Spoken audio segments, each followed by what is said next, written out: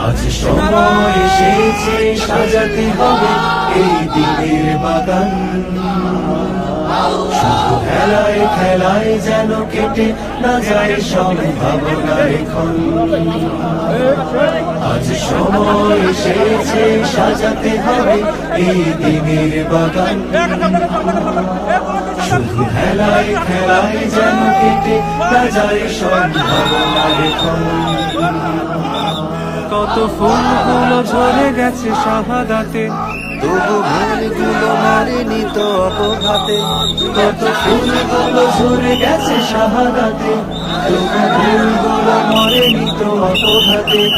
ওরা আসহাবে রাসূলের জিন্দেগানি সাজে গড়ে তুলি শহীদি সোপান, গড়ে তুলি শহীদি সোপান, গড়ে তুলি শহীদি সোপান। আজ সময় এসেছে সাজাতে হবে এই দিনের বাগান, শুধু খেলায় খেলায় যেন কেটে না যায় সম্ভাবনার ক্ষণ।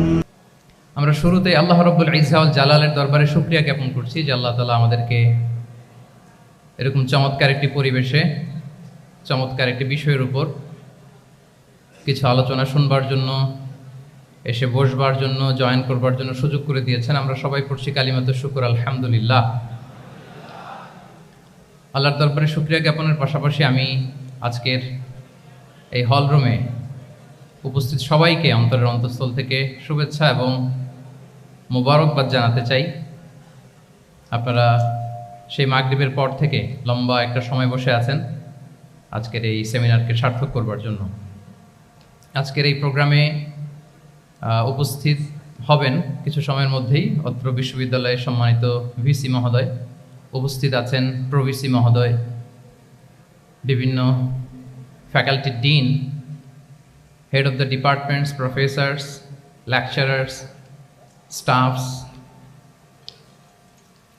এবং সুপ্রিয় শিক্ষার্থী বন্ধুরা, আপনাদের সবাইকে আবারও অন্তরের অন্তঃস্থল থেকে মোবারকবাদ জানিয়ে আমার সংক্ষিপ্ত আলোচনা আমরা শুরু করছি। আপনারা একটি টপিকের কথা শুনেছেন, যে এই টপিকের আলোকে কিছু কথা আমরা শেয়ার করবার চেষ্টা করব। আমরা স্যারদের মুখ থেকে শুনছিলাম যে এত চমৎকার পরিবেশে কোনো ইসলামিক সেমিনার বা কনফারেন্স এটা আগে হয়নি। আলহামদুলিল্লাহ, জুলাই আপরাইজিংয়ের পরে আল্লাহ তাআলা খুব সহজ করে দিয়েছেন আমাদের জন্য, প্রশস্ত করে দিয়েছেন। আপনারা জেনে থাকবেন যে আমি নিজেও প্রায় 5 বছর দেশের বাইরে ছিলাম। মালয়েশিয়াতে থেকে থেকে ভাবতাম যে দেশে কি আমি 29 সালে ঢুকতে পারবো না 41 সালে ঢুকতে পারবো। তো আল্লাহ তাআলার প্ল্যান যে ভিন্ন সেটা তো আমাদের জানা ছিল না। খুত্তাতুল্লাহি আ'যামু মিন খুত্তাতিনা, আমাদের প্ল্যানের চেয়ে আল্লাহর প্ল্যান অনেক বড়। আমরা এতটুকু দেখি, কিন্তু আল্লাহ হয়তো আরো অনেক দূর আমাদের জন্য প্রশস্ত করে রেখেছেন। আলহামদুলিল্লাহ। তো এই 5 আগস্টের গণ অভ্যুত্থান বা বিপ্লব পরবর্তী বাংলাদেশের এই চমৎকার পরিবেশে আমরা যে একত্রিত হতে পেরেছি, সুন্দর সুন্দর কনফারেন্স সেমিনারের মধ্য দিয়ে আমরা আমাদের আইডিয়াগুলো শেয়ার করতে পারছি, এটা আমাদের জন্য অনেক বড় নেয়ামত, আল্লাহর পক্ষ থেকে রাহমা। তো আমরা যেন এটাকে পজিটিভলি কাজে লাগাই এবং এই যে ইসলামের বিউটি, এটা যেন আমরা আমাদের ভাই বোনদের কাছে তুলে ধরতে পারি। আপনারা নিশ্চয় জানেন যে অনেকে ইসলামের বিরোধিতা করে, ইসলামকে অপছন্দ করে এজন্য না, ইসলামের ব্যাপারে তার ইনডেপথ নলেজ না থাকার কারণে। এখানে আমাদেরও দায় কম না, আমাদের প্রপার প্রেজেন্টেশনের অভাবে আমরা সুন্দরভাবে ইসলামকে তাদের কাছে হয়তো উপস্থাপন করতে পারিনি, ফলে তারা ইসলামের বিরোধিতা করে। তো আমাদের প্রাইম ডিউটি হচ্ছে আমরা নিজেরা ইসলামকে অনুশীলন করব এবং ইসলামের সৌন্দর্যকে, দ্য বিউটি অফ ইসলামকে আমরা অন্যের সামনে তুলে ধরব। এটা হচ্ছে আমাদের দায়িত্ব। আপনারা খুব চমৎকার সেমিনারের একটা টপিক নির্ধারণ করেছেন যে আধুনিক যুগে ইসলামিক লাইফস্টাইল। শুরুতে আমি ইসলামিক লাইফস্টাইল বলতে আসলে কি বোঝায় এই আইডিয়াটাকে, কনসেপ্টটাকে ক্লিয়ার করে আমি আমার মূল আলোচনায় যাব ইনশাআল্লাহ বিইজনিল্লাহ। এই ফ্যানটা একটু কমাতে হবে, ফ্যানের বাতাসটা সামনে একটু কমাই দিলে হবে। খুব সহজে যদি বলি, ইসলামিক লাইফস্টাইল হচ্ছে যে লাইফস্টাইল কোরআন সুন্নাহ থেকে উৎসারিত এবং যে লাইফস্টাইল হচ্ছে এন্ডোর্সড বাই ইসলাম, যে লাইফস্টাইল আমাদের প্রিয় নবী মুহাম্মদ রাসূলুল্লাহ সাল্লাল্লাহু আলাইহি ওয়া আলিহি ওয়াসাল্লাম তিনি নিজে লিড করে দেখিয়েছেন আমাদেরকে, এটাই হচ্ছে ইসলামিক লাইফস্টাইল।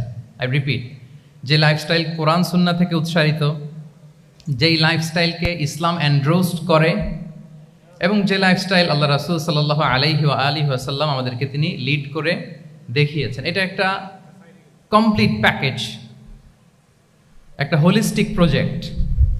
এখানে কাটছাট করার সুযোগ নেই, মানে পিক অ্যান্ড চুজ করার সুযোগ নেই। আমার পুরো জীবনটাকেই ইসলামে অনুশাসন দিয়ে যদি আমরা পরিচালিত করি, ইসলামের ছাঁচে যদি সাজাই, সেটা হবে ইসলামিক লাইফস্টাইল। এখানে পিক অ্যান্ড চুজের কোনো সুযোগ নাই। মানে মুসলিম হইলে পার্ট টাইম মুসলিম হওয়া যায় না, ফুল টাইম মুসলিম হইতে হয়। মানে জীবনের প্রতিটা অঙ্গনে ইসলামকে আমাদের প্র্যাকটিস করতে হবে, কারণ আমরা জানি ইসলাম মানে হচ্ছে complete submission to the order of Allah, to the wish of Allah. কোনো যদি কিন্তু তবে ছাড়া আল্লাহর আদেশের সামনে নিজেকে উজাড় করে দেওয়ার নাম হচ্ছে ইসলাম। আই রিপিট, আমি আবারও বলছি, কোনো যদি কিন্তু তবে ছাড়া আল্লাহর অর্ডারের সামনে নিজেকে সঁপে দেওয়ার নাম কি? ইসলাম। সবাই বলুন তো, আল্লাহর আদেশের সামনে কোনো যদি কিন্তু তবে ছাড়া নিজেকে সাবমিট করা, এই সাবমিসিভ অ্যাটিটিউডের নাম কি? সবাই বলুন তো। তাহলে আপনি পিক অ্যান্ড চুজ করতে পারবেন না, যে এটা আমার ভাল লাগে, এটা আমার সাথে যায়, সো আমি এটা নিলাম, এটা আমার সাথে যায় না, সো এটা থেকে আমি দূরে থাকলাম, তাইলে এটা ইসলামিক লাইফস্টাইল হলো না। এই কনসেপ্টটা কি ক্লিয়ার সবার কাছে? এটা একটা total package, it's a total project, it's a holistic program. আপনি আপনার সুবিধা মতো এখানে কাটছাট করতে পারবেন না, নিলে পুরোটাই নিতে হবে। তো আমরা অনেকে আবার কাটছাট করি নিজের মন মতো, তাদেরকে উদ্দেশ্য করে আল্লাহ তাআলা বলছেন, আফাতুমিনুনা বিবা'দিল কিতাবি ওয়া তাকফুরুনা বিবা'দ। তোমরা কি আল্লাহর কিতাবের কিছু অংশ মানো আর কিছু অংশ তোমরা অস্বীকার করো? এটা তোমাদের পলিসি? জেনে রেখো, ওয়ার্নিং দিচ্ছেন যে তোমাদের পলিসি যদি এইটা হয়, তাহলে এই দুনিয়াতে আছে তোমাদের জন্য লাঞ্ছনা, আর আখিরাতে তোমাদেরকে শাস্তির মুখোমুখি হতে হবে। তাহলে কাটছাট করার সুযোগ নেই। আমরা যেটা করি, নামাজ, রোজা, হজ, জাকাতের মতো এই যে আনুষ্ঠানিক ইবাদতগুলো, এগুলোতে আমরা ইসলামকে খুব মানি, ইসলামের অনুশাসন মানি। কিন্তু আমাদের ব্যক্তি জীবন, পারিবারিক জীবন, সামাজিক জীবন, আমার ডিলিংসগুলো, আমার ট্রেড, আমার বিজনেস, আমার ব্যবসা, আমার বিয়ে শাদী, আমার বিহেভিয়ার, এগুলোকে অনেক সময় আমরা ইসলামের অনুশাসন অনুযায়ী মানতে চাই না। এগুলোর ক্ষেত্রে আমরা অনেক সময় ইসলামের অনুগামী হই না। এইখানে একটা ঝামেলা রয়ে গেছে আমাদের।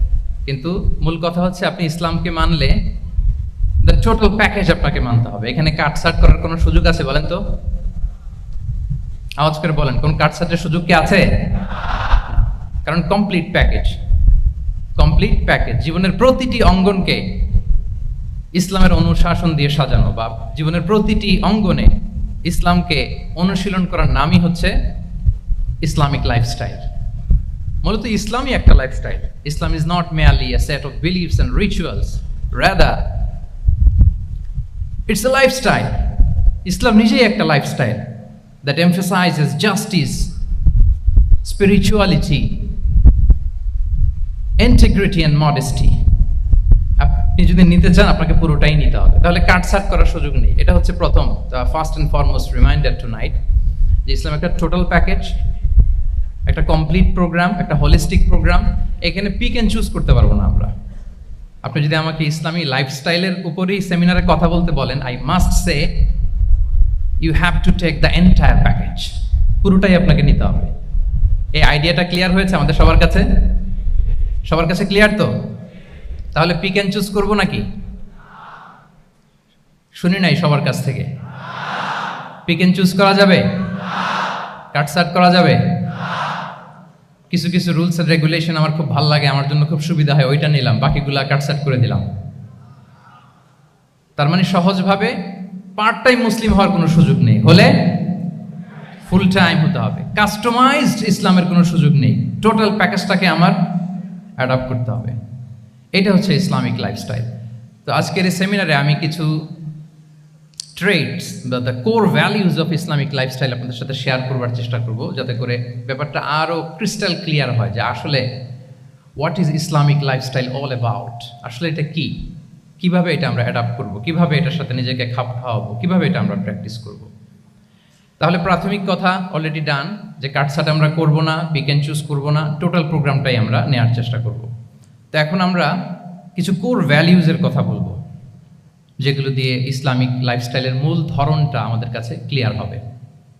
ইসলামিক লাইফস্টাইলের কথা যদি আমাদেরকে বলতে হয়, প্রথম যেই ট্রেড, যে ক্যারেক্টারিস্টিক্স বা ভ্যালিউর কথা আমাকে বলতে হবে, সেটা হচ্ছে দ্য কনসেপ্ট অফ হালাল অ্যান্ড হারাম।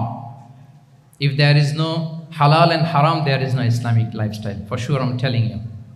যদি হালাল হারাম না থাকে, এটা যদি আমরা মেনটেন না করি, এটা কোশ্চিন কালো ইসলামিক লাইফস্টাইল হবে না। আপনাকে হারাম থেকে যোজন যোজন দূরে থাকতে হবে, আর হালাল দিয়ে জীবনটাকে সাজাতে হবে। কারণ যেখানেই হালাল সেখানেই বারাকা। রিপিট, আমি আবারও বলছি, যেখানেই হালাল সেটার মধ্যে কি? হারামে কোনো বারাকা আছে? হারামে আছে অস্থিরতা, সাময়িক উন্মাদনা, এর ভেতরে বারাকা নাই। হালালের ভেতরে আল্লাহ তাআলা বারাকা ঢুকিয়ে দিয়েছে। আচ্ছা, আপনারা বলুন তো, গরুর গোশত খাওয়া এটা হালাল না হারাম? হালাল। কুকুরের গোশত খাওয়া হালাল না হারাম? আচ্ছা, গরু বছরে বাচ্চা দেয় কয়টা? গাভী? আচ্ছা, একটা। কুকুর দেয় কয়টা? কয়টা? 7টা, 8টা, 10টা? ফ্যামিলি প্ল্যানিং নাই তো? দেদারসে দিচ্ছে। আচ্ছা, গরু হালাল, কুকুর হারাম। গরু বাচ্চা দেয় কয়টা?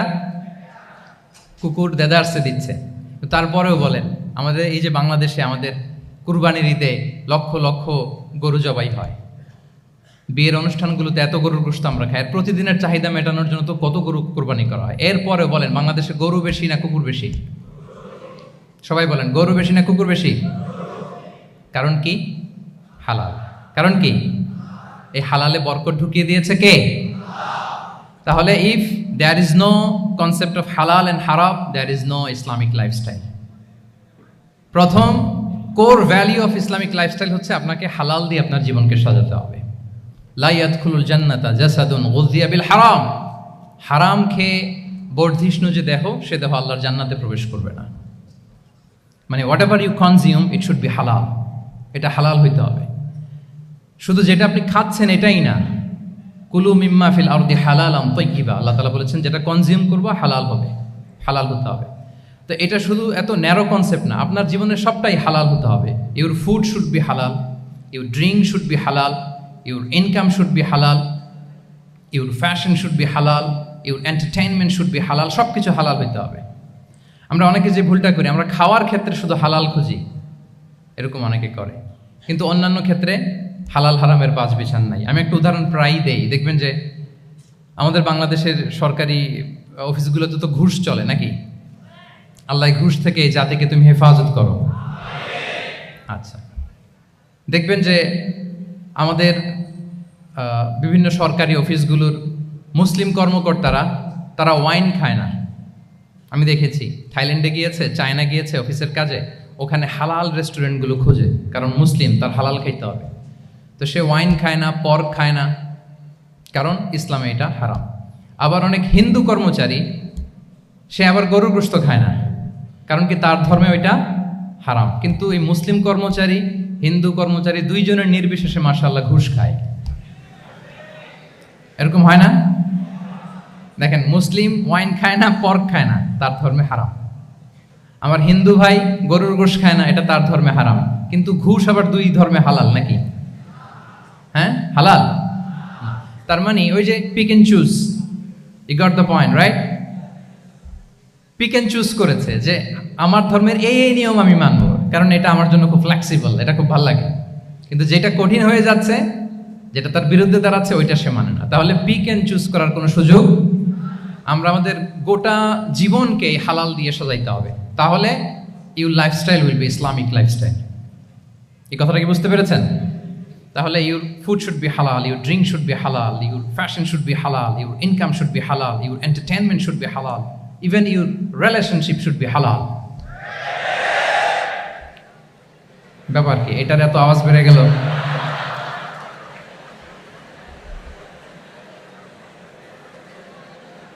এটা কমন পড়ে গেছে নাকি?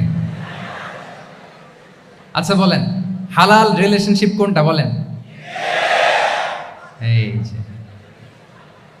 এই তো আসল জায়গায় হাত দিছি বোধহয়। আমাদের শিক্ষার্থী বন্ধুদের মধ্যে বিবাহিত আছি আমরা? হ্যাঁ, কারা কারা আছি দেখি তো।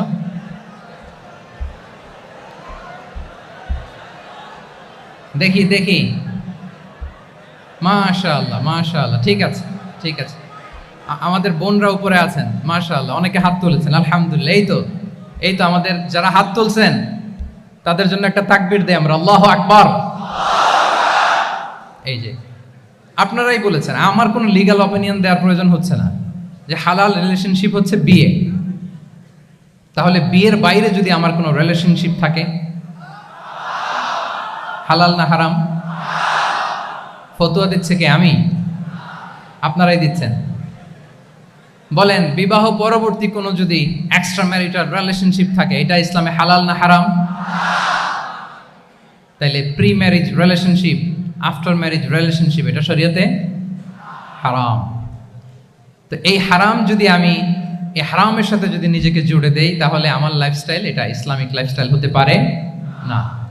আমরা বিয়ের মতো পবিত্র বন্ধনের মধ্য দিয়ে আমরা আমাদের দাম্পত্য জীবনকে উপভোগ করব। আল্লাহ তৌফিক দান করুক। এই যে অনেকে হাত তুলে ফেলছে, মাশাআল্লাহ, তার মানে সেকেন্ড ইয়ারে আছে, ফার্স্ট ইয়ারে আছে, থার্ড ইয়ারে আছে, আলহামদুলিল্লাহ, হালাল রিলেশনশিপে তারা গিয়েছে, মাশাআল্লাহ। তাহলে হালাল এন্ড হারামের ব্যাপারে যদি আমরা বলি, আমাদের পুরো জীবনের প্রতিটি অঙ্গন আমরা হালাল দিয়ে সাজাবো। কি বলেন? পারা যাবে তো ইনশাআল্লাহ? হারামের সাথে আমাদের কোনো সম্পর্ক আছে? হ্যাঁ, আমরা সবকিছু হালাল দিয়ে সাজাবো তো? হারামকে আমরা না বলে দিব, না, নো। আজকের এই জহির রায়হান মিলনায়তন, না এটা কি নাম, জহির রায়হান মিলনায়তনের এই হলরুম থেকে হারামকে আমরা লাল কার্ড দেখাই দিলাম। কি বলেন? হারামকে আমরা নো বলবো, আওয়াজ করে বলুন, নো। ওকে, নো টু হারাম। তাহলে দ্য কনসেপ্ট অফ হালাল এন্ড হারাম আশা করি আমাদের কাছে ক্লিয়ার। আমরা হালাল দিয়ে নিজেদের জীবনকে সাজাবো, হারামের সাথে আমাদের কোনো সম্পর্ক নাই। তাহলে একটা ট্রেড আমরা শেয়ার করলাম, একটা কোর ভ্যালু শেয়ার করলাম, যে আমরা যদি হালাল মেনটেন করতে পারি আমাদের জীবনে, এটা হচ্ছে one of the core values of Islamic lifestyle. 2 নম্বর হচ্ছে, ইসলামিক লাইফস্টাইলটা বেসিকলি এটা একটা প্রোডাক্টিভ লাইফস্টাইল। মানে ইসলামী লাইফস্টাইল আমাদেরকে প্রোডাক্টিভ হতে উদ্বুদ্ধ করে। আপনার দিন শুরু হবে অনেক সকালে, প্রোডাক্টিভিটি নিয়ে অনেক লম্বা আলোচনা করা যেতে পারে। আমি ছোট্ট একটা পয়েন্ট যদি আজকের এই হলরুমে শেয়ার করি প্রোডাক্টিভিটি নিয়ে, যে ইসলামিক লাইফস্টাইল হচ্ছে আপনি একেবারে সকাল সকাল আপনার দিন শুরু করবেন। Early to bed and early to rise makes a man healthy wealthy. সবাই তো শিখেছি এটা, যে আগে আগে ঘুমোতে যাও, আগে আগে ঘুম থেকে জাগো, তুমি ধনী হবে, তারপর তুমি প্রজ্ঞাবান হবে, তুমি সুস্বাস্থ্যের অধিকারী হবে। এটা হচ্ছে ইসলামিক লাইফস্টাইলের একটা কোর ভ্যালিউ। সকাল সকাল দিন শুরু করা, মানে সানরাইজের আগে আমার সকাল শুরু হবে। কাজী নজরুলের যে কবিতা, সূর্যি মামা জাগার আগে উঠবো আমি জেগে, পড়েছি আমরা সবাই, কিন্তু হয়তো মানা হয় না। তো এই যে সকাল সকাল ঘুম থেকে ওঠা, এটা যদি আপনার মধ্যে না থাকে, এটা ইসলামিক লাইফস্টাইল হতে পারে না। You must be a morning person. সকাল সকাল উঠতে হবে।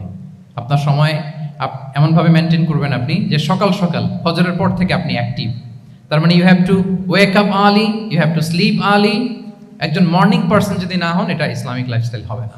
এর কারণ আল্লাহ রাসূল সাল্লাল্লাহু আলাইহি ওয়া আলিহি ওয়াসাল্লাম আমাদেরকে সকালে জেগে থাকার ব্যাপারে ইন্সপায়ার করেছেন, এবং তিনি দোয়া করেছেন এই উম্মার জন্য স্পেশালি, যে এই সময়টা এটা ফুল অফ বারাকা, ফুল অফ ব্লেসিংস। তিনি দোয়া করেছেন, আল্লাহুম্মা বারিক লি উম্মতি ফি বুকুরিহা। আল্লাহ এই উম্মতের বুকুরটা, মানে সকালের সময়টা, লেটস সে সানরাইজের পরে 3-4 ঘন্টা, এই সময়টাকে আল্লাহ আপনি বরকত দিয়ে ভরে দেন। এই সময়টাতে ঘুমানো যাবে না, এটা হচ্ছে বরকতের সময়। এবং আল্লাহ রাসূল সাল্লাল্লাহু আলাইহি সাল্লাম যদি কোনো সামরিক অভিযান প্রেরণ করতেন, এই টাইমে প্রেরণ করতেন, এই বুকুরের টাইমে। এবং সাহাবারা তাদের কোনো ট্রেড ক্যারাভান, ব্যবসায়িক কাফেলা যখন সেন্ড করতেন, এই টাইমটাতে সেন্ড করতেন, কারণ এই টাইমটাতে বারাকা। তো এখন নিজের সাথে মিলিয়ে নেন যে এই টাইমটাতে আমরা কি করি। আমি জানি না আপনাদের কি অভ্যাস।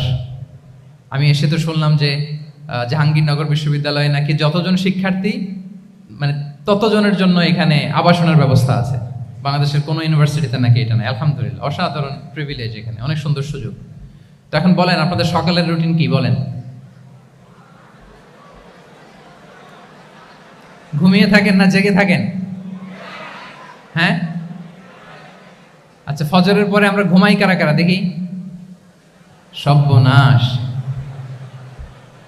আচ্ছা ঠিক আছে, হাত নামান। আচ্ছা, ফজরের পরে আমরা একটু এক্সারসাইজ করি, পড়াশোনা করতে বসি কারা কারা? মাশাআল্লাহ, আছে কিছু, ঠিক আছে, হাত নামান। এবার দুইবারের একবারও যারা হাত তুলেননি তারা হাত তুলেন।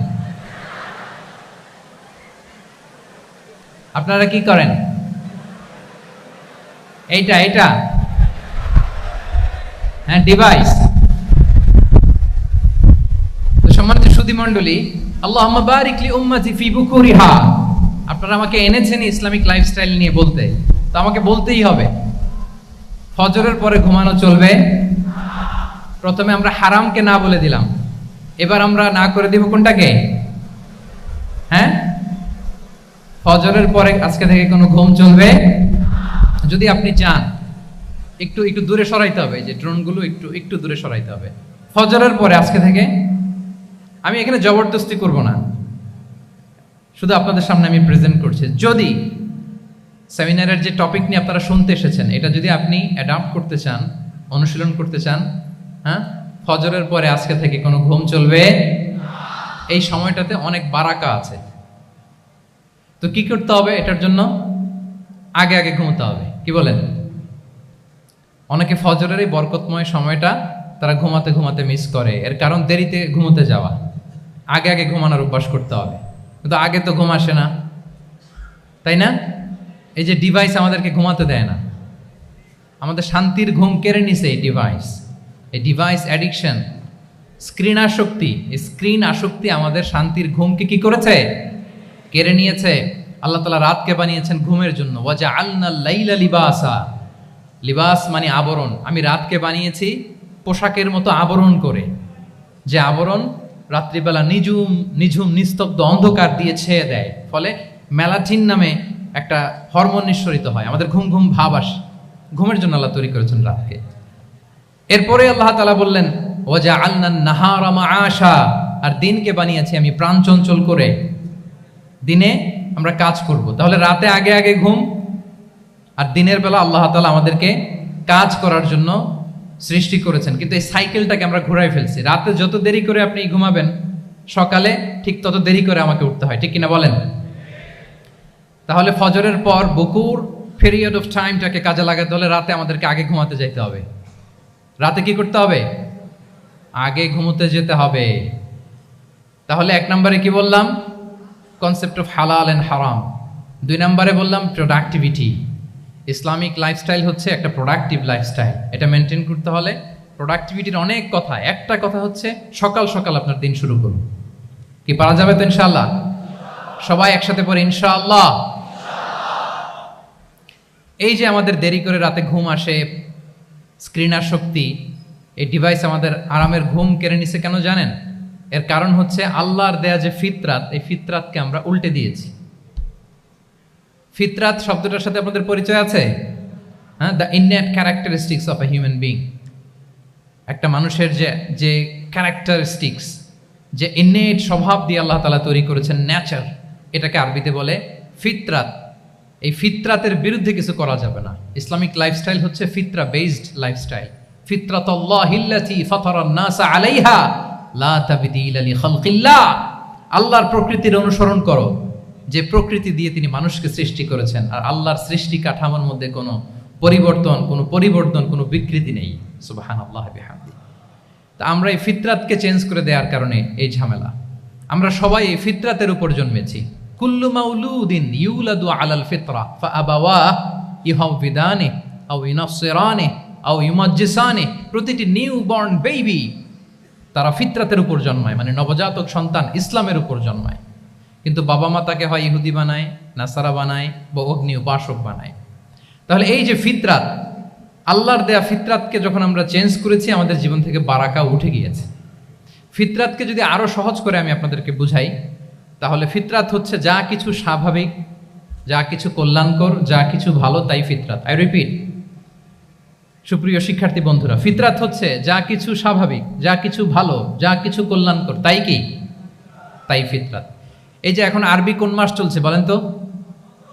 রজব, এই রজব মাসের ২৬ তারিখ দিবাগত রাত্রে আল্লাহ রাসূল সাল্লাল্লাহু আলাইহি ওয়াসাল্লাম ঊর্ধ্ব জগতের একটা ভিজিটে গিয়েছিলেন। আমরা জানি না সবাই? হ্যাঁ, ইসরা মেরাজের কথা আমরা জানি। সো এই মেরাজ রজনীতে আল্লাহ রাসূল সাল্লাল্লাহু আলাইহি ওয়া আলিহি ওয়াসাল্লাম ফিতরাত মানে what is the essence of ফিতরা এটা বোঝানোর জন্য এই হাদিসটা আমি শেয়ার করছি। মেরাজে যখন গেলেন, জিবরিল আলাইহিস সালাম ওনাকে 2টা পেয়ালা দিলেন।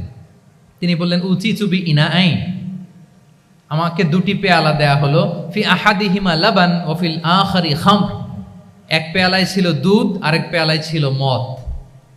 ফা আখাযতুল লাবান ওয়া শারিবতু, যখন 2টা অপশন দেয়া হলো, 2টা পেয়ালা, আমি দুধের পেয়ালাটা নিলাম এবং সেটা পান করলাম।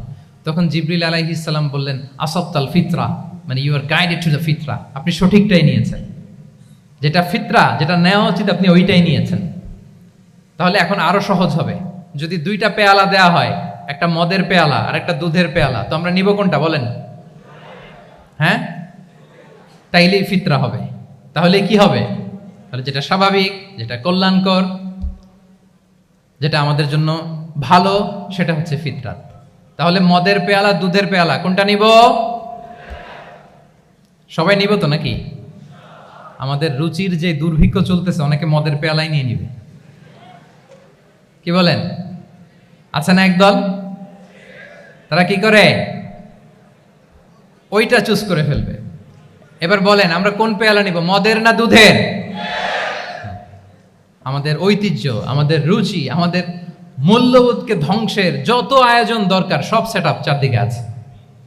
আল্লাহর ফিতরাতকে ধ্বংস করে দেওয়ার শয়তানি সব আয়োজন আমাদের চারিদিকে। বাট আপনাকে রাইট থিংটা চুজ করতে হবে। তাহলে রাসূল সাল্লাল্লাহু আলাইহি ওয়াসাল্লামকে দুধ দেয়া হলো, মদ দেয়া হলো, তিনি নিলেন দুধের পেয়ালা। তাহলে এটা হচ্ছে ফিতরাত। এটা কি? ফিতরাত। এভাবে সব কিছু চেঞ্জ করে দেওয়া হয়েছে। সব কিছু, আমাদের লাইফস্টাইল চেঞ্জ করে দেওয়া হয়েছে, আমাদের ফুড হ্যাবিট চেঞ্জ করে দেওয়া হয়েছে, আমাদের খাদ্যাভ্যাসের মধ্যে পরিবর্তন। দেখবেন যে এখন আমরা যা খাই, আগে কিন্তু এটা খাইতাম না। এখন আমরা প্রসেসড ফুড খাই, হ্যাঁ, ফাস্ট ফুড খাই, জেনেটিক্যালি মডিফাইড যে ফুডগুলো আমরা খাই, এরপরে ল্যাব মিট, কত যে ভয়ঙ্কর। আপনারা জেনে থাকবার কথা যে ল্যাবে তৈরি মাংস দেখেছেন নাকি আপনারা? প্রাকৃতিক মাংসের কোনো ছিটে ফোটা নেই, কিন্তু এটা গরুর মাংস হয়ে গেছে, ওইটা মানুষ খাচ্ছে। মানে আমাদের লাইফস্টাইলও করাপ্টেড, আমাদের ফুড হ্যাবিটও করাপ্টেড, আমাদের স্লিপিং সাইকেলটা করাপ্টেড, সব কিছু করাপ্ট করে দেওয়া হচ্ছে। এবং এটার প্রভাব পড়েছে আমাদের শিশুদের মধ্যেও। দেখবেন যে শিশুরা সবজি খেতে চায় না। আমার তো 2 মেয়ে আছে, আমি তো দেখি বাসায়, বা অনেকের কমপ্লেনগুলো আমরা শুনি। আমাদের এখনকার বাচ্চাদেরকে ভেজিটেবলস দিলে খায় না, মাছ দিলে খায় না, অর্গানিক ভালো ভালো খাবার দিলে শাকসবজি খায় না। কি খাবে জানেন? সচেস খায়, সচেস, হটডগ খায়। হ্যাঁ, ওই যে আপনি অর্ডার দিয়ে বার্গার এনে দিবেন, পিৎজা এনে দিবেন, ওইটা খাবে। তারপর ইনস্ট্যান্ট নুডলস খাবে, স্যুপ খাবে, ফ্রোজেন যত মিল আছে এগুলো খাবে, টিনজাত খাবার যেগুলো দীর্ঘদিন সংরক্ষণ করে রাখা হয়। তো বলেন, আজ থেকে 30 বছর আগে আমাদের বড়রা কিংবা আমাদের শিশুরা, আমরা কেউ কি এই খাবার খেয়েছি? বলেন তো, আওয়াজ করেন, খেয়েছি কেউ? Entire system. কেন আমরা ইসলামিক লাইফস্টাইল নিয়ে কথা বলছি এখন? কারণ আমাদের পুরো সিস্টেমটাই, আমাদের পুরো ফিতরাতটাই ওরা চেঞ্জ করে দিয়েছে। তারপর ডিভাইস ছাড়া বাচ্চারা খেতে চায় না, কার্টুন দেখে দেখে খাওয়াতে হয় ওদের। কি বলেন? আচ্ছা বলেন তো, আজ থেকে 30 বছর পেছনে ব্যাক টু দ্য হিস্ট্রিতে যদি আমরা যাই, 70-এর দশকে, 80-র দশকে বাংলাদেশের কোনো একটা গ্রামের কথা, একটা পল্লীর কথা আপনি একটু চিন্তা করেন তো। রাত 8টার দিকে, 9টার দিকে আপনি ওই গ্রামের কাউকে খুঁজে পাবেন? 70-এর দশকে, 80-র দশকে একটা গ্রামের, একটা গ্রামীণ একটা পরিবেশের কথা যদি চিন্তা করেন, রাত 8টায় সবার কি অবস্থা বলেন তো? আপনি তো ঘুম খুঁজে পান না, আপনার তো ইনসমনিয়া। আমাদের এখন ট্যাবলেট খাওয়া লাগে না ঘুমের জন্য? আমাদের তো ইনসমনিয়া হয়ে গেছে এখন। কিন্তু আজ থেকে বেশি দূরে না, 30 বছর আগের একটা গ্রামীণ পরিবেশের রাত 8টার পরিবেশ হচ্ছে সবাই ঘুম। আমরা তারও 2 বা 3 ঘন্টা পরে ডিনার করব, কিন্তু ওনাদের মাগরিবের আগে বা পরে ডিনার করে ফেলছে, এশার নামাজ পড়েই কি 1-2 না, পুরো গ্রাম জামাতে ঘুম। পুরো গ্রাম জামাতের সাথে ঘুম। তো যে লোকটা 8টার দিকে ঘুমালো, উঠবে কখন বলেন? রাত 3টার পর ওর ঘুম আসবে? আর হ্যাঁ, ঘুমেরও তো একটা লজ্জা শরমের ব্যাপার আছে। আর কত থাকবে এখানে, কি বলেন? আপনি তো ঘুমাতে যান রাত 2টায়, আর আজ থেকে 30 বছর আগে আমার বাংলাদেশের একটা গ্রামীণ পরিবেশে রাত 8টার দিকে সবাই ঘুম। আমরা এখন যেই টাইমটাতে ঘুমোতে যাই ওই সময় ওনাদের অর্ধেক ঘুম শেষ। ফজরের নামাজ পড়ে আমাদের বাপ চাচারা কি করতো? হ্যাঁ, একটু ব্যাক টু দ্য হিস্ট্রিতে তাকান না। ফজরের নামাজ পড়ে এক বল পান্তা ভাত খাইতো। আমরা তো এখন এতটুকু খাইলে আমাদের এটা বার্ন করার জন্য দৌড়াইতে হয় 5 কিলো, জিমনেশিয়ামে যাইতে হয়, কত আয়োজন, কত ওয়ার্কআউট করা লাগে। এক বল কাঁচামরিচ দিয়ে, পোড়ামরিচ দিয়ে ভাত খেয়ে চলে যাইতো ফসল খেতে। দুপুরে আবার এক বল, খাইতে বসলেই এক বল। আমরা সারা মাসে খেতে পারি না এক বল। আচ্ছা, কি খেত? খাওয়ার আইটেমটা দেখেন তো। কোনো ফরমালিন আছে? কথা বলেন। কোনো মেডিসিন ছিল না, একেবারে ফ্রেশ, হ্যাঁ, পিওর অর্গানিক। নিজেদের মাঠ থেকে আনা যে ধান, ঢেকি ছাটার ধান দিয়ে ভাত খেত। বাড়ির পুকুরের মাছ, কোনো ফরমালিন নাই। নিজের চাষ করা সবজি খেত, গোয়ালের দুধ খেত। আমরা অনেকে মনে করি যে আমাদের এই যে সায়েন্স অ্যান্ড টেকনোলজিক্যাল অ্যাডভান্সমেন্টের যুগে আমরা বোধহয় খুব সুখে আছি। আমাদের দাদা পরদাদারা বোধহয় এত সুখ করে যায় নাই। ওনারা যে সুখ করে গেছে তা আমরা চোখেও দেখিনি। আমার দাদা পরদাদারা যে সুখে লাইফ লিড করেছে তার অর্ধেকও আমরা করতে পারি না। তারাই আসলে শান্তির, সুখের, আনন্দের সময়টা তারা কাটিয়েছে।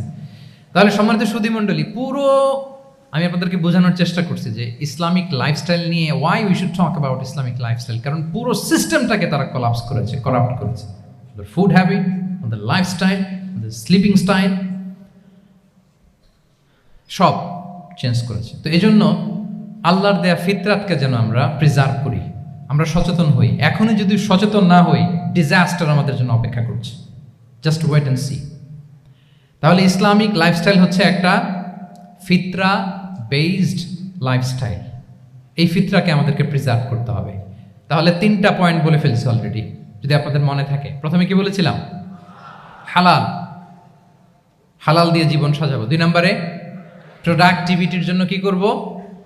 রাতে দেরি করে ঘুমাবো।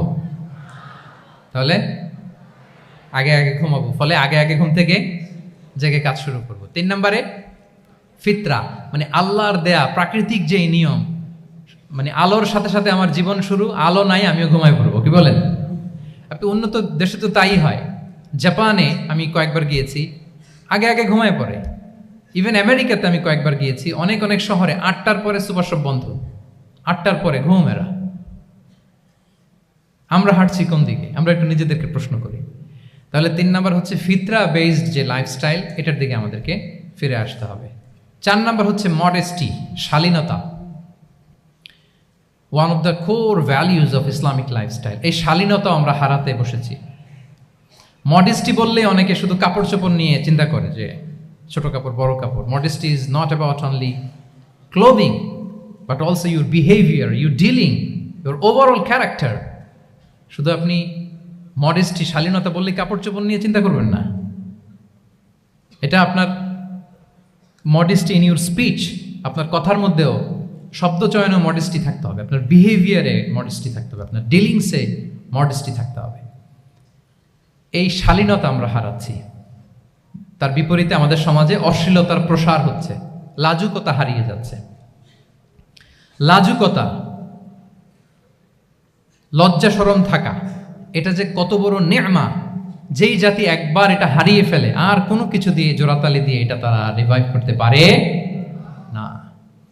এই যে ওয়েস্ট তো এখন যা যা আমাদেরকে শিখাইছে, যেটাকে আমরা স্ট্যান্ডার্ড মনে করি, আবার তারা ফিরতেছে। এই যে ডিভাইসের কথা বলছি না, আপনি অস্ট্রেলিয়ার খোঁজ খবর নেন, যারা খোঁজ নিয়েছেন তারা জানেন আন্ডার 16 কোনো বাচ্চা সোশ্যাল মিডিয়া ইউজ করতে পারে না অস্ট্রেলিয়াতে। 1 মাস অ্যাপ্লাই করে, কান্ট্রি ওয়াইড অ্যাপ্লাই করে দেখায় ফেলছে। Facebook, including Facebook, WhatsApp, Twitter, TikTok, 10টা অ্যাপস যেগুলো বাচ্চাদের মধ্যে এডিকশন নিয়ে আসে, এগুলো সব বন্ধ। জানেন এই নিউজটা? জানেন? মানে ফিরতেছে, উল্টা ফিরতেছে। এই যে শালীনতার কথা আমরা বলি, এটা হারাচ্ছে। রাসূল সাল্লাল্লাহু আলাইহি ওয়াসাল্লাম বলেন, যার শালীনতা নাই ইযা লাম তাস্তাহি ফাসনা মা শি'তা, যখন তোমার লজ্জা শরম থাকবে না, যা মনে চায় তাই করো। শিশু মোহাম্মদ চলে গেল সেই বনু সাআদে, ছোট্ট মোহাম্মদ কাঁদে না, কাঁদে না কখনো, ক্ষুধা লাগলেও কাঁদে না, ব্যথা পেলেও কাঁদে না। কিন্তু ছোট্ট মোহাম্মদের প্রাইভেটসের জায়গা থেকে কাপড়টা যখন সরে যেত, শিশু মোহাম্মদ কেঁদে দিত। সুবহানাল্লাহ, শালীনতা। ইযা লাম তাস্তাহি ফাসনা মা শি'তা। রাসূল সাল্লাল্লাহু আলাইহি ওয়াসাল্লাম বলেছেন, যদি তোমার লজ্জা শরম না থাকে, লজ্জা শরমের মাথা যদি তুমি খাও, তুমি সব করতে পারবা, তোমাকে দিয়ে সব সম্ভব। তাহলে এই শালীনতা, এটা অনেক বড় নেয়ামত। সম্মানিত বন্ধুরা, আজকে দিনকে দিন আমাদের সমাজ থেকে শালীনতা হারিয়ে যাচ্ছে, লাজুকতা হারিয়ে যাচ্ছে। নারী পুরুষ উভয় দিক থেকে, বিশেষ করে আমাদের বোনদেরকে টার্গেট করা হয়েছে। নারীদেরকে, আমাদের বোনদেরকে, তাদেরকে প্ররোচিত করা হচ্ছে, তাদের সামনে আইডিয়া হাজির করা হচ্ছে যে নারী যত বেশি নগ্ন হতে পারে সে তত বড় সাহসী নারী। বলেন, আমাদের সমাজে পত্রপত্রিকা আপনারা দেখেন না এটা? যে নারী নিজেকে যত এক্সপোজ করবে সে তত বড় কি সাহসী নারী, এই তকমা তাকে দেয়া হচ্ছে। এটা টোটাল কমপ্লিট শয়তানের একটা মিশন। শয়তানের প্রথম মিশন হচ্ছে বনি আদমকে বিবস্ত্র করা। কি করা? আল্লাহ তাআলা আদম আলাইহিস সালাম, হাওয়া আলাইহিস সালামকে বলেছিলেন যে নিষিদ্ধ গাছ যেও না, খেও না। শয়তানের প্ররোচনায় খেয়ে ফেলেছিলেন, সাথে সাথে জান্নাতের পোশাক খুলে পড়েছে। তার মানে শয়তানের প্রথম মিশন হচ্ছে মানুষকে কি করা? নগ্ন করা। মানুষকে কি করা? নগ্ন করা। তাহলে আমাদের বোনদেরকে এমন ভাবে তাদের সামনে উপস্থাপন করা হচ্ছে, প্ররোচিত করা হচ্ছে, এবং বলা হচ্ছে নগ্নতার পথে যে বেশি হাঁটে সে নাকি তত সাহসী নারী। নাউযুবিল্লাহি মিন যালিক। তাহলে এই যে মানব জাতিকে বস্ত্রহীন করা, এটা শয়তানের একটা মিশন। তার বিপরীতে ইসলাম নারীকে সম্মান দিয়েছে, সম্মান করেছে। যে ঘরে প্রথমে কন্যা জন্মায়, খায়রুকুম মান বুখিরা বিল উনসা, সে ঘরটাকে আল্লাহ তাআলা বরকতময় করে দেয়। 2 সন্তান তো 2 জান্নাতের দরজা ওপেন। 2 কন্যা সন্তান, 3 কন্যা সন্তান তো 3টা জান্নাতের দরজা ওপেন। সুবহানাল্লাহ। স্ত্রী হয়ে যখন ঘরে যাবে, যে ব্যক্তি তার স্ত্রীর কাছে সেরা, পরিবারের কাছে সেরা, সে সবার কাছে সেরা, সে আল্লাহর কাছে সেরা। সুবহানাল্লাহ। এবং কোনো মা যদি সন্তান জন্ম দিতে যে মারা যায়, কিয়ামতের দিন আল্লাহ তাআলা ওই মাকে শহীদদের কাতারে দাঁড় করাবেন। আর যদি সেফলি সন্তান ভূমিষ্ঠ হয়, আল্লাহ বলে মায়ের পায়ের নিচে ওই সন্তানের বেহেশত। সুবহানাল্লাহ। কিভাবে নারীর স্টেটাস, মর্যাদাকে ইসলাম বাড়িয়েছে। এবং এই যে ইসলাম যে নারীকে যে ভিআইপি হিসেবে কনসিডার করে, হ্যাঁ, ইসলামের দেয়া নারীর ড্রেস কোড নিয়ে আমাদের অনেকের কত কথা, কত ক্রিটিক। এটা কেন করে? কারণ Islam consider women as a queen. Islam তো নারীকে রানী হিসেবে কনসিডার করে। কি হিসেবে বলেন? আচ্ছা বলেন, যে কুইন হবে, যে রানী হবে, তার একটা স্পেশাল ড্রেস কোড থাকবে না? তার একটা স্পেশাল প্রোটোকল থাকবে না? রানীর সাথে কি যা মনে চায় তা করা যায়, দেখা করা যায়, তার কাছে যাওয়া যায়? আল্লাহু আকবার। কারণ ইসলাম চায় নারীদের জন্য পৃথিবীটা নিরাপদ হোক। ইসলাম চায় নিজ গৃহে বা কর্মক্ষেত্রে নারীরা নিরাপদ থাক। ইসলামের যত ভ্যালিউজ আছে, যত রুলস এন্ড রেগুলেশন আছে, এটা আমাদের ভালোর জন্য, মানব জাতির কল্যাণের জন্য। তাহলে এই অশ্লীলতা থেকে আমাদের যোজন যোজন দূরে থাকতে হবে। If you talk about Islamic lifestyle, আমাদেরকে শালীনতা, মডেস্টি ফিরিয়ে আনতে হবে। You have to maintain modesty. আমি যদি আরো ডিপে যাই, দেখেন এই যে প্রত্যেকের হাতে এক একটা করে পর্ন হাব হয়ে গেছে। হয়েছে না? পর্নোগ্রাফির সয়লাভ, বিকৃত যৌনাচারের সয়লাভ। এখন নতুন নামে, নতুন মোড়কে, LGBTQ নামে আমাদের সমাজে নানা মোড়কে আমাদের সামনে উপস্থাপন করা হচ্ছে। শুনেছেন না এগুলো? আপনারা নাম শুনেছেন? এই যে ট্রান্সজেন্ডারিজম, নাম শুনছেন না? নিজের দেহ কাটাকাটি করে দিব্যি পুরুষ, 4 সন্তানের বাবা, এখন হঠাৎ করে বলে যে আমি মনে মনে নারী, তো সোসাইটি যেন আমাকে নারী স্বীকৃতি দেয়। বায়োলজিক্যালি দিব্যি নারী, 3 সন্তানের মা, এখন বলে যে এখন আমি মনে মনে ভাবতেছি পুরুষ, তো আমাকে পুরুষ হিসেবে তুমি কনসিডার করো। আল্লাহর দেয়া ফিতরাত, এই যে বলছে উল্টায় ফেলতেছে, এই ফিতরাতকে ধ্বংস করার সবচেয়ে জঘন্যতম এই নতুন যেটা বাজারজাত করা হচ্ছে যে আইডিওলজি, এটা হচ্ছে ট্রান্সজেন্ডারিজম। অধিকারের মোড়কে, তাও আসতেছে কিভাবে? কিসের মোড়কে বলেন তো? রাইটসের কথা বলে, যেটা একটা রাইটস। এজন্য সম্মানিত সুধীমণ্ডলী, শালীনতার কোনো বিকল্প নেই। If you want to take care of yourself, if you want to take care of your family, your society, you have to maintain modesty. কোনো বিকল্প নেই, সাবধান হইতে হবে আমাদেরকে। তাহলে 4 নম্বরে কি? শালীনতা, মডেস্টি। শালীনতা হচ্ছে ইসলামিক লাইফস্টাইলের ভূষণ। এখন পরিকল্পিতভাবে এই শালীনতার কবর রচনা করা হচ্ছে আমাদের সমাজে। আপনারা কি রাগ করতেছেন? কথা ক্লিয়ারলি বুঝতে পারতেছেন? আমি যদি রয়ে সয়ে কথা বলি তো বুঝতে পারবেন আপনারা? ক্লিয়ারলি মেসেজগুলো আমি আপনাদের সামনে পৌঁছে দিচ্ছি। তাহলে কয়টা গেল? 4টা। হালাল, প্রোডাক্টিভিটি, প্রিজার্ভিং ফিতরা অ্যান্ড ফাইনালি মডেস্টি। 4টা কাভার। 5 নম্বরে হচ্ছে ইসলামিক লাইফস্টাইল যদি আমরা মেনটেন করি, we must have to be optimistic, hopeful, আশাবাদী হইতে হবে। মুমিনের ডিকশনারিতে হতাশা নেই। আমরা হতাশ হই না, আমরা নিরাশ হই না, আমরা ভরসা রাখি এক মহান সত্তার উপর। আওয়াজ করে বলুন, তিনি কে? শয়তানের মিশন হচ্ছে আমাদেরকে হতাশ বানানো। আমি স্টেজে ওঠার আগে সম্মানিত স্যার বলতেছিলেন যে আপনি একটু আশাবাদী করবেন আমাদের নারী শিক্ষার্থীদের ব্যাপারে, আমাদের ছেলে শিক্ষার্থীদের কয়েকটা ইস্যু স্যার বললেন যে কিছু ফ্রাস্ট্রেশন তাদের মধ্যে কাজ করে। আজকে আপনাদের ডিকশনারি থেকে ফ্রাস্ট্রেশনকে একেবারে অমিট করে দিয়ে যাব। বলেন, বিশ্বাসীদের ডিকশনারিতে হতাশা বলে কোনো শব্দ আছে? ফ্রাস্ট্রেশন আছে? কারণ শয়তানের মিশন হচ্ছে আমাদেরকে হতাশ বানানো। কি বানানো? শয়তান আমাদেরকে আশাবাদী করতে চায় না, সে চায় আমরা যেন হতাশ হই। আমি ভুল করেছি, পাপ করেছি, অন্যায় করেছি, তো শয়তান সেই পাপের সাগরে আমাকে হাবুডুবু খাওয়াতে চায়, বলে আর অনেক ভুল হয়ে গেছে, অনেক দূর তুই চলে এসেছিস, আর আল্লাহ তোকে ক্ষমা করবে না, থাক এখানেই থাক, করতে থাক। এরকম শয়তান টেম্পটেশন দেয়, প্রভোকেশন করে। কিন্তু শয়তান জানে না যে আল্লাহর রহমতের দরিয়া কত বড়। শয়তানের মিশন হচ্ছে আমাদেরকে হতাশ বানানো, আর আল্লাহর বাণী আমাদের হৃদয়ে আশা জাগায়, আশাবাদী করে তোলে। আল্লাহর এই কিতাবের, কোরআনের প্রতিটি আয়াতে পরতে পরতে পাবেন আপনি মোটিভেশন, ইন্সপিরেশন। আল্লাহু আকবার। লা তাহজান ইন্নাল্লাহা মা'ানা। মনকে তুমি বুঝিয়ে বলো আল্লাহ আছেন আমার সাথে। জাহাঙ্গীরনগর বিশ্ববিদ্যালয়ের আমার সুপ্রিয় শিক্ষার্থী বন্ধুরা, এই বাক্যটি নিজের জীবনের জন্য, নিজের জীবনের সাথে সেট করে নেন। মনকে তুমি বুঝিয়ে বলো আল্লাহ আছেন আমার সাথে। বিপদে আপদে, আমাদের লাইফে আপস এন্ড ডাউনস থাকে, সব মুহূর্তে আমরা এই কথাটা খেয়াল করব যে কেউ যদি আমাকে হেল্প করার জন্য নাও থাকে, এক মহান সত্তা আছে, তিনি কে? আল্লাহ রাসূল সাল্লাল্লাহু আলাইহি ওয়াসাল্লাম, আবু বকর রাদিয়াল্লাহু তাআলা আনহু গারে সাউরে হিজরতের রাতে লুকিয়ে আছেন। কুরাইশরা খুঁজতেছে, আবু বকর রাদিয়াল্লাহু তাআলা আনহু তটস্থ, না জানি ধরা পড়ে যায়। তিনি বলছেন, কুরাইশরা আমাদের এত পাশ দিয়ে যাচ্ছে, একটু মাথা নিচু করলে দেখে ফেলবে আমাদের। রাসূল সাল্লাল্লাহু আলাইহি ওয়াসাল্লাম বললেন যে ভয় পেও না। আবু বকর, তুমি কি ভেবেছো আমরা এখানে গুহাতে 2 জন? না না, এই গুহায় আমরা 2 জন নই, আমাদের সাথে একজন মহান সত্তা আছে। তিনি কে? আমরা 3 জন এখানে। লা তাহজান ইন্নাল্লাহা মা'ানা। ভয় পেও না, হতাশ হয়ো না, নিশ্চয় আল্লাহ আমাদের সাথে আছেন। আল্লাহ তাআলা সরাসরি কথাটাকে কোরআনে কোট করেছেন যে লা তাহজান ইন্নাল্লাহা মা'ানা।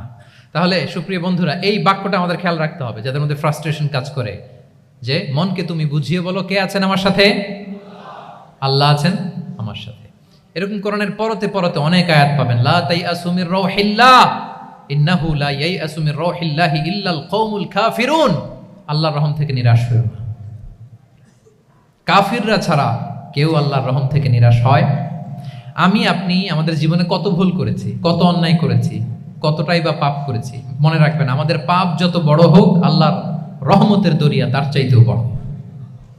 ইন্না মা'আল উসরি ইউসরা ফাইন্না মা'আল উসরি ইউসরা, and verily with every hardship there is an ease.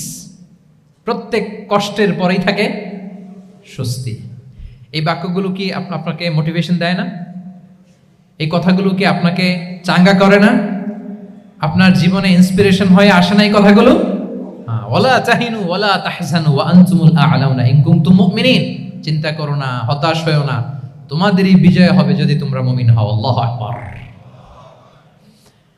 তাহলে আপস এন্ড ডাউনস থাকবে, এবং মুমিন জীবনে তো হতাশা থাকবেই না। কারণ আমার জীবনে যদি কোনো কষ্টের ঘটনা ঘটে, এটার জন্য আমি রিওয়ার্ড পাবো, আমি যদি অসুস্থ হই, আমার প্রত্যেক অসুস্থতার কারণে আমার পাপ মোচন হয়। সুবহানাল্লাহ পড়েন। আপনার জ্বর হয়েছে, এই জ্বরের কারণে আল্লাহ আপনার গুনাহ মাফ করবেন। আপনি ব্যথা পেয়েছেন, অসুস্থ হয়েছেন, আল্লাহ তাআলা গুনাহ মাফ করে দিবে। তাহলে হতাশার কোনো সুযোগ আছে বলেন? না। মুমিন জীবনে হতাশার কোনো সুযোগ নেই। রাসূল সাল্লাল্লাহু আলাইহি ওয়াসাল্লাম বলেন, মা ইউসিবুল মুসলিমা মিন নাসাব ওয়ালা ওয়াসাব ওয়ালা হাম্মিন ওয়ালা হুজনিন ওয়ালা আযান ওয়ালা গাম্মিন হাত্তা শাওকাতি ইউশাকুহা ইল্লা কাফারাল্লাহু বিহা মিন খাতায়া। মুমিন জীবনে যত ব্যথা, কষ্ট, দুঃখ, এমনকি ফল পাড়তে যে গাছের কাটার খোঁচা যদি খান, রাসূল সাল্লাল্লাহু আলাইহি ওয়াসাল্লাম বলেন ওই খোঁচার ব্যথার কারণে আল্লাহ তোমার গুনাহ মাফ করে দেয়। কেউ অসুস্থ হয়ে রাসূল সাল্লাল্লাহু আলাইহি ওয়াসাল্লামের কাছে আসলে রাসূল সাল্লাল্লাহু আলাইহি ওয়াসাল্লাম কি বলতেন জানেন? কেউ জানেন? লা বাস আলাই তুহুরুন ইনশাআল্লাহ। তিনি বলতেন, আরে don't worry about it, it will cleanse up your scenes. ভয় পেও না, আরে এই অসুস্থতা, এটার কারণে আল্লাহ তোমার গুনাহ মাফ করে দিবে। সুবহানাল্লাহ। তাহলে অসুস্থ ব্যক্তি আর উজ্জীবিত হতো না? রাসূল সাল্লাল্লাহু আলাইহি ওয়াসাল্লাম অসুস্থ ব্যক্তিকে দেখলেই মাথায় হাত বুলিয়ে দিতেন, দোয়া করতেন, আল্লাহুম্মা রাব্বান নাস আযহিবিল বাস ইশফি আনতা শাফি, দোয়া করে দিতেন। আর বলতেন, আরে ভয় পেও না, এই অসুস্থতা তোমার গুনাহ মাফ করে দিচ্ছে। তাহলে অসুস্থতার মধ্যেও তারা উজ্জীবিত হতো। আমরা মানুষকে আশাবাদী করব, ভয় দেখাবো না। অসুস্থ মানুষকে ভিজিট করতে গেলে আপনারা কি করেন? ভয় দেখান নাকি?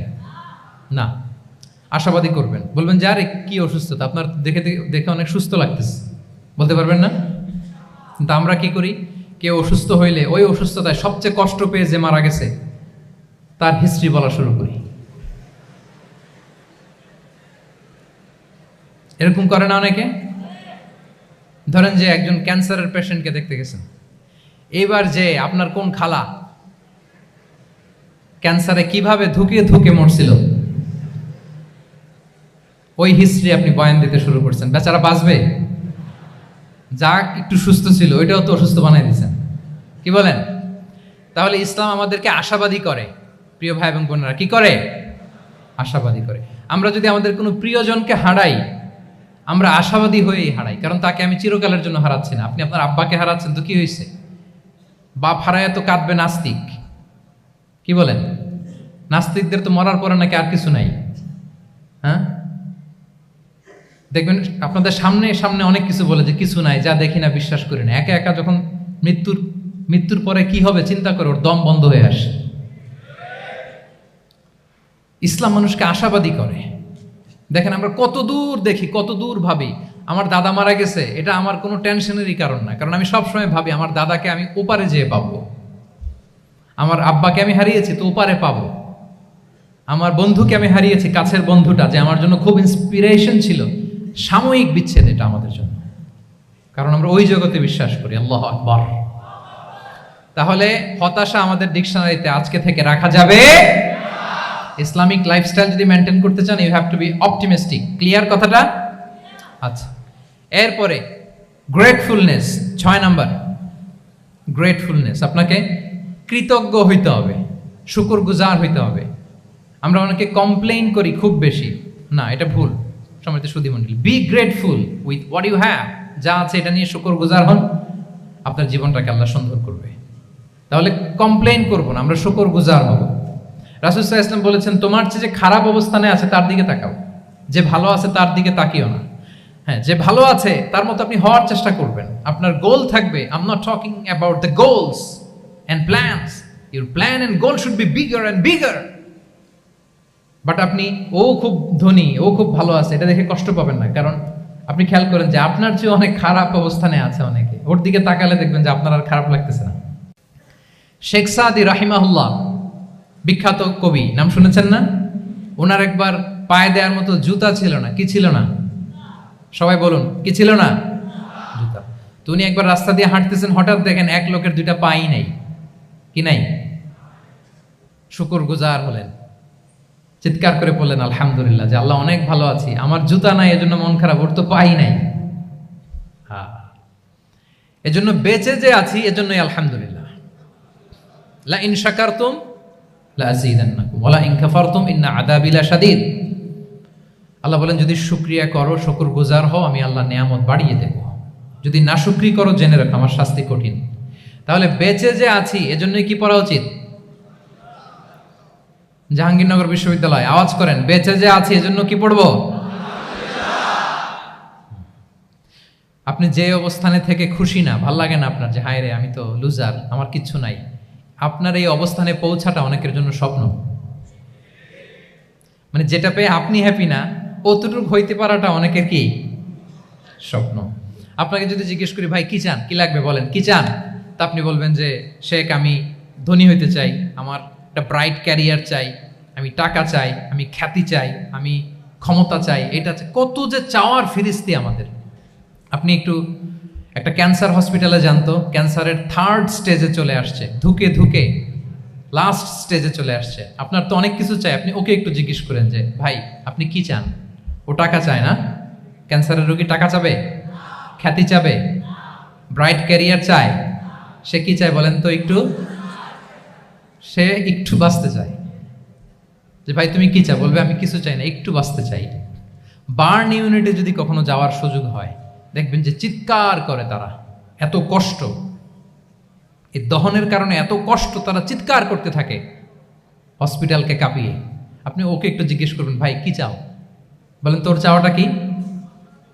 ও শুধু বাঁচতে চায়। কিন্তু ওই বেঁচে থাকা নিয়ে তো আমাদের কোনো ফিলিংসই নাই। আমরা যে বেঁচে আছি এটা যে শুকরগুজার হওয়ার অনেক বড় একটা কারণ, আমরা এরকম করে ভাবিই না। এজন্য সুপ্রিয় সুধী মণ্ডলী, আমরা যে বেঁচে আছি এজন্য আলহামদুলিল্লাহ।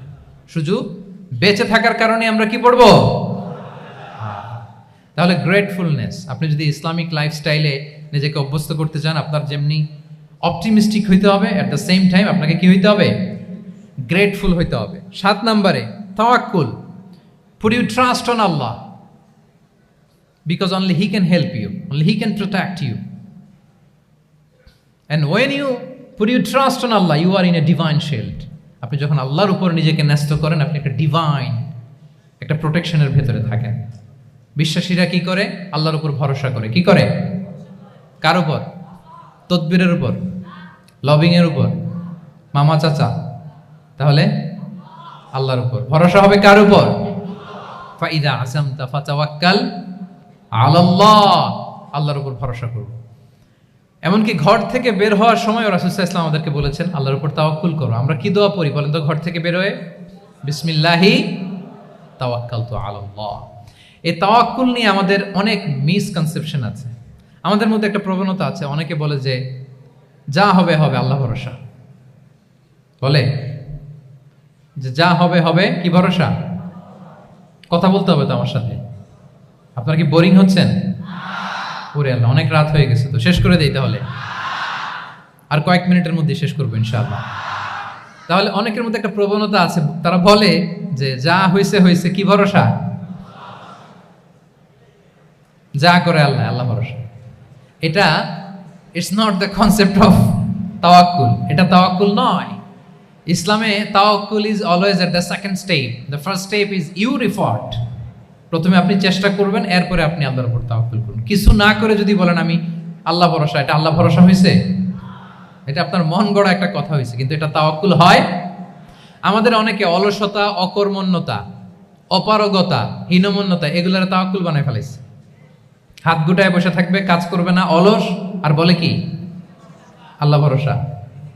রিজিকের মালিক আল্লাহ, কিছু করবে না আর বলে আল্লাহ ভরসা। প্রিয় ভাইরা, রাসূল সাল্লাল্লাহু আলাইহি ওয়াসাল্লাম তিনি অলসতা, অকর্মণ্যতা, হীনমন্যতা, কাপুরুষতা, ভীরুতা এগুলো থেকে আল্লাহর কাছে পানাহ চেয়েছেন।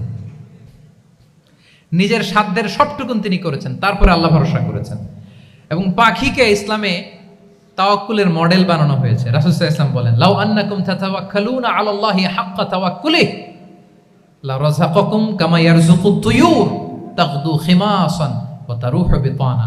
মানে তোমরা যদি পাখির মতো তাওয়াক্কুল করো, তাহলে পাখিকে আল্লাহ যেমন রিজিক দেয় তোমাদেরকেও রিজিক দিবে। পাখি কি করে বলেন তো? প্রতিদিন সকালবেলায় ওর ঘরের ভিতরে বসে বলে যে আল্লাহ ভরসা। বলে? বরঞ্চ কি করে সে? সকাল সকাল কিচির মিচির রবে দিক দিগন্ত মাতিয়ে সে বের হয়ে যায়, সারাদিন ঘুরতে থাকে। তাহলে খালি পেটে সকালবেলায় পাখিগুলো বের হয়ে যায়, আকাশে বাতাসে ছুটে বেড়ায়, আর বিকেল বেলায় ওদর পূর্তি করে প্রতিটা পাখিকে তার নিড়ে ফিরিয়ে দেয় কে? আপনারা তো বোঝা অনেক সহজ। এটা তো নাকি একেবারে আপনাদের জাহাঙ্গীরনগর, এটা তো নাকি পাখিদের অভয়ারণ্য শুনলাম আমি। কখনো আসা হয়নি আমার, দিনের বেলা আসা দরকার ছিল, তাহলে আপনাদের ক্যাম্পাস বিউটি আমি দেখতে পেতাম।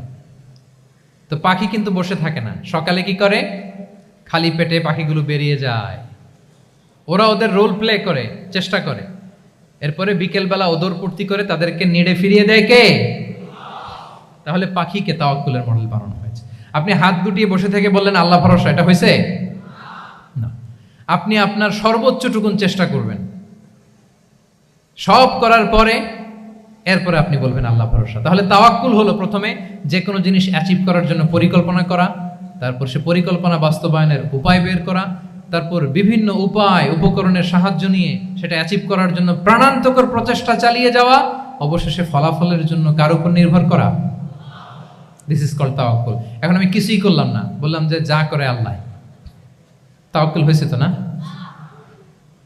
আমাদের সমাজে দুইটা ধারণা, কেউ কেউ বলে আরে আমি তো সব করব, তাওয়াক্কুলের দরকার কি?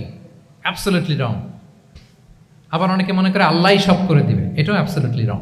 The concept of Islam is in between this two extreme lines. এই দুইটার মাঝখানে হচ্ছে তাওয়াক্কুল। তাহলে তাওয়াক্কুলের মেকানিজম হচ্ছে আমার সাধ্যের সবটুকুন আমি করব, তারপরে আল্লাহর সাহায্য আসবে, সেজন্য আমি তাওয়াক্কুল করব।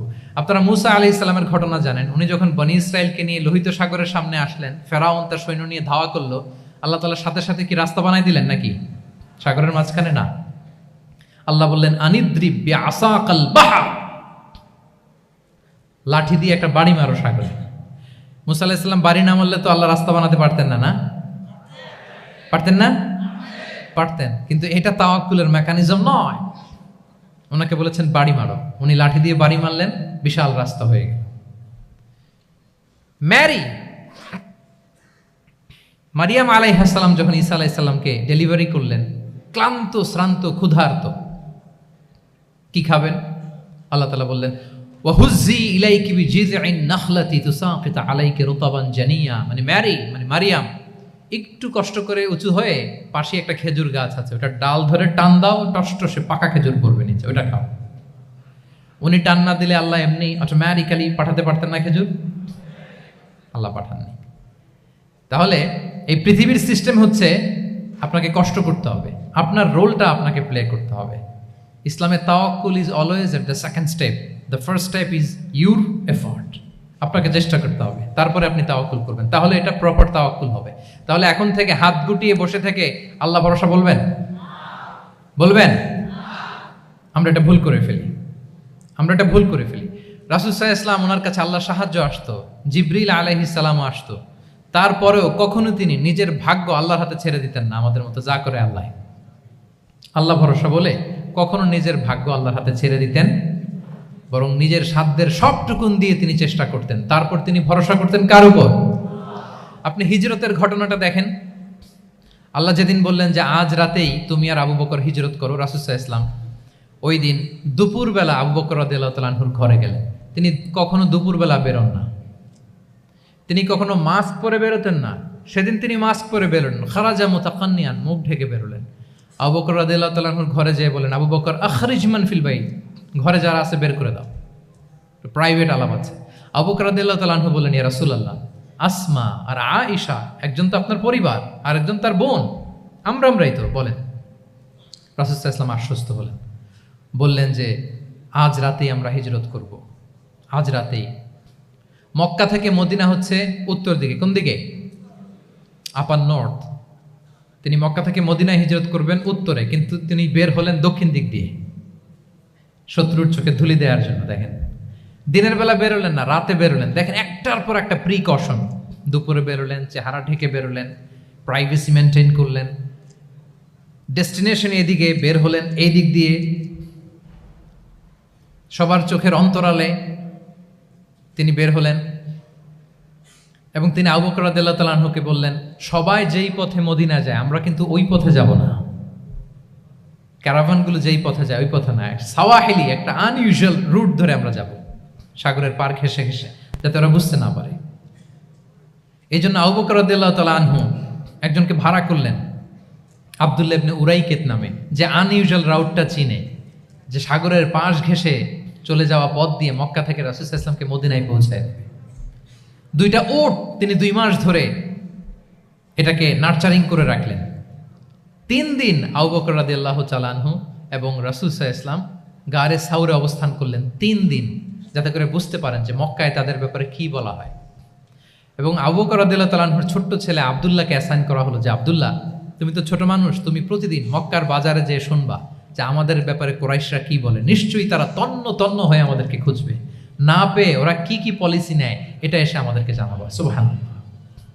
ছোট্ট আব্দুল্লাহ মক্কার বাজারে কে কি বলে শুনে গোয়েন্দার মতো করে, স্পাইয়ের মতো করে সে তথ্যগুলো নিয়ে, খাবার নিয়ে গারে সাউরে প্রতিদিন ইনফরমেশন পাস করে আসতো, আবার খাবার দিয়ে আসতো।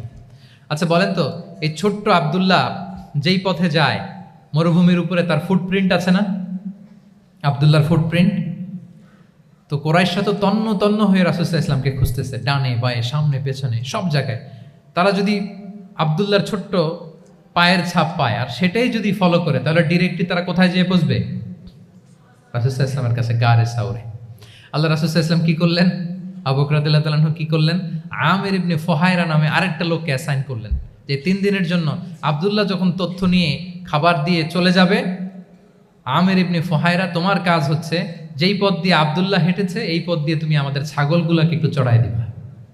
তাহলে ওখানে ওই বাচ্চার আর ফুটপ্রিন্ট থাকবে না, ওই ছাগলগুলোর পায়ের ছাপ থাকবে।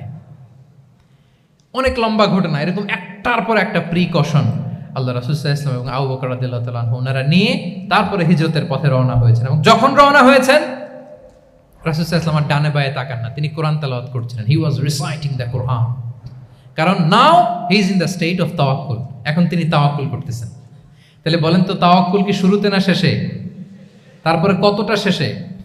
আপনার চেষ্টা, আপনার তদবির, আপনার লবিং, আপনার এফর্ট, আপনার সাধ্যের নাগালে থাকা সব কিছু উজাড় করে দেওয়ার পরে আপনি বলবেন তাওয়াক্কালতু। আমরা করি কি? আমরা কি করি? আল্লাহ ভরসা। ভাই কি প্ল্যান আপনার? হুজুর আল্লাহ ভরসা। এবার বলেন, এটা হয়েছে? এটা কি আসলে দ্য প্রপার কনসেপ্ট অফ তাওয়াক্কুল হয়েছে প্রিয় ভাই এবং বোনেরা? হয় নাই। কারণ তাওয়াক্কুল is always at the second step. The first step is your effort.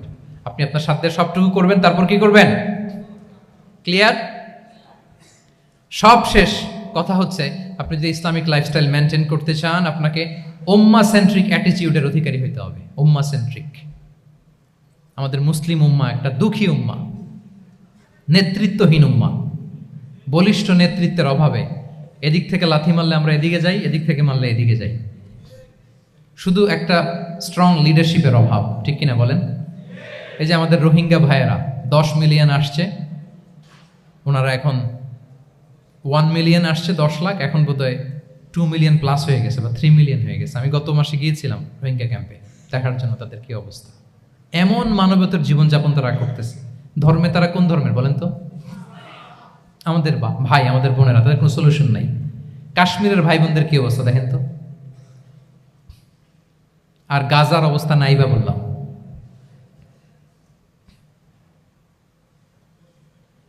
পাখির মতো গুলি করে মারা হয়েছে, মসজিদ ধ্বংস করা হয়েছে, এমনকি খ্রিস্টানদের গির্জা ধ্বংস করা হয়েছে। একটা লিডারশিপের, একটা স্ট্রং লিডারশিপের অভাবে আজকে আমাদের এই অবস্থা। এই জন্য আপনি যদি ইসলামিক লাইফস্টাইলের কথা বলেন, অফকোর্স আপনাকে উম্মাহ সেন্ট্রিক মেন্টালিটির হতে হবে। এই দুঃখী উম্মাকে নিয়ে আপনার প্রজেক্ট থাকতে হবে। আমরা আমাদের নিজেদের শক্তি, সম্ভাবনা, ঐতিহ্য এগুলো একেবারে ভুলতে বসেছি। আমরা যে যোদ্ধা ছিলাম, আমরা যে বিজয়ী ছিলাম, আমরা বেমালুম ভুলিয়ে গিয়েছি। জ্ঞান বিজ্ঞানে একসময় আমরা লিড দিয়েছি, ঠিক কিনা বলেন? আমাদের জাবির ইবনে হাইয়ান ছিল, আমাদের আল বিরুনি ছিল, আমাদের আল ইদ্রিসি ছিল, আমাদের আল ফারাবি ছিল। এই নলেজ এখন ওয়েস্টে ট্রান্সফার হয়েছে, সেই নলেজ আবার ট্রান্সফার হয়ে আমাদের করতলগত একদিন হবে ইনশাআল্লাহ। তো এই প্রজেক্ট তো আমাদের নাই। একদিন যে আমাদের হাতে আসবে, হুজুর আল্লাহ ভরসা নাকি? শুধু আল্লাহ ভরসা বলে বসে থাকলে হবে? সেলফ সেন্টার্ড হওয়া যাবে না, উম্মাহ সেন্ট্রিক আমাদেরকে হইতে হবে। উম্মার জন্য আপনার হৃদয়ে একটা দরদ থাকতে হবে। অন্যের জন্য কাজ করার একটা মেন্টালিটি আমাদের গ্রো করতে হবে। যারা অন্যের জন্য করে তারা জানে যে এটাতে কি সুখ, কি মজা। আপনি অন্যকে দান করে দেখেন, একটা সুখানুভূতি আপনার মধ্যে কাজ করবে। এবং রাসূল সাল্লাল্লাহু আলাইহি ওয়াসাল্লাম বলেন, ওয়াল্লাহু ফি আউনিল আবদি মা দামাল আবদু ফি আউনি আখিহি। আল্লাহ তাআলা ততক্ষণ পর্যন্ত বান্দার সাহায্যে থাকে, ওই বান্দার, যতক্ষণ পর্যন্ত এই বান্দা তার ভাইয়ের সাহায্যে থাকে।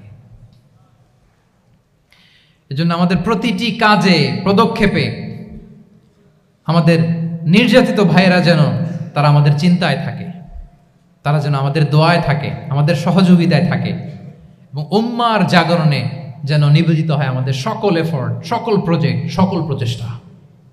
কি পারা যাবে কিনা বলেন? উম্মার জন্য এরকম স্যাক্রিফাইসিং মেন্টালিটি আমাদের থাকার দরকার আছে না নাই বলেন? তাহলে উম্মা সেন্ট্রিক মেন্টালিটি আমাদের করতে হবে সম্মানিত সুধী মণ্ডলী। তাহলে ইসলামিক লাইফস্টাইল নিয়ে যদি আমরা কথা বলি, আমাদের উম্মা সেন্ট্রিক হওয়ার কোনো বিকল্প নাই।